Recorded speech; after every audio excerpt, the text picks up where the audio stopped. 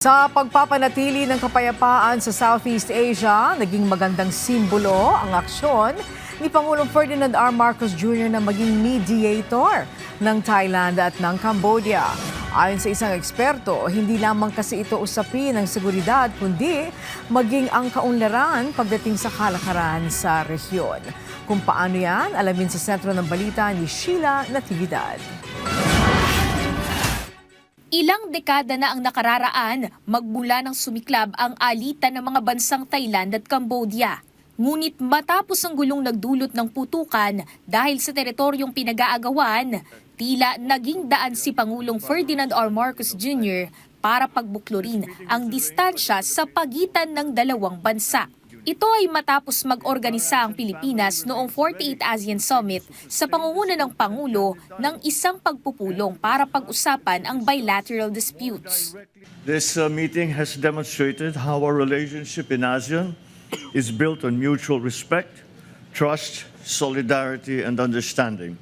I believe this was possible because of a very clear, fervent belief by both leaders that it is time for peace and no longer the time for war.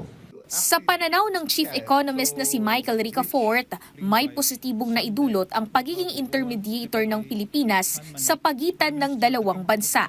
Anya, bagamat obligasyon ng ASEAN Chair na maging tulay para mapag-usapan ng seguridad at hindi pagkakaunawaan sa pagitan ng mga miyembrong bansa, mahalaga ang naging papel ng Pilipinas para maging tagapamagitan. This year, the Philippines is expected to fulfill that role, no? Since it's something that's revolving, something that's change every year. Next year there would be another ASEAN country that would continue and hold on with the leadership on behalf of other ASEAN countries. So, given the high growth and the large market in ASEAN, it's influence, especially on economic and on other matters around the world. So this is very important. This would showcase the Philippines also, no, in its role. It would highlight it's really the moment of the country to really shine, so to speak. Sa ginanap din na trilateral meeting, sinang-ayunan ng mga Prime Minister ng Thailand at Cambodia na magtalaga ng foreign ministers para sa pakikipagdialogo. Ito ay para maiwasan din ang tensyon at alang-alang na rin sa pagtatatag ng kapayapaan sa ngalan ng mga nasasakupan. Ayon pa kay Ricafort, magandang nagkakaroon ng iisang tindig ang mga lider ng ASEAN.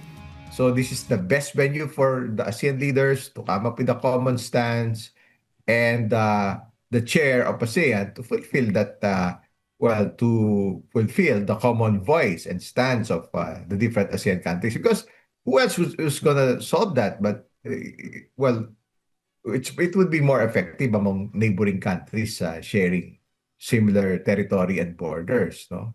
Dagdag pa ng ekonomista, makabubuti sa mga bansang sakop ng ASEAN, partikular ang Thailand at Cambodia, na magkaroon ng kapayapaan at seguridad para maiwasan din ang maaaring fallout sa hinaharap. So it's for the best interest of everybody to have to maintain peace and security in the region, to avoid any fallout, any headache also, no, as far as protecting the respective country citizens. Samantala, bilang coordinator ng ASEAN Observer Team na nagtatala ng mga naging kasunduan sa pagitan ng mga miyembrong bansa ng rehiyon, binigyang diin ni Pangulong Marcos Jr. na nananatiling nakatutok ang Pilipinas para maging tulay sa pag-uusap ng dalawang bansa. The Philippines underscores its commitment to fulfill its obligation as coordinator of the AOT.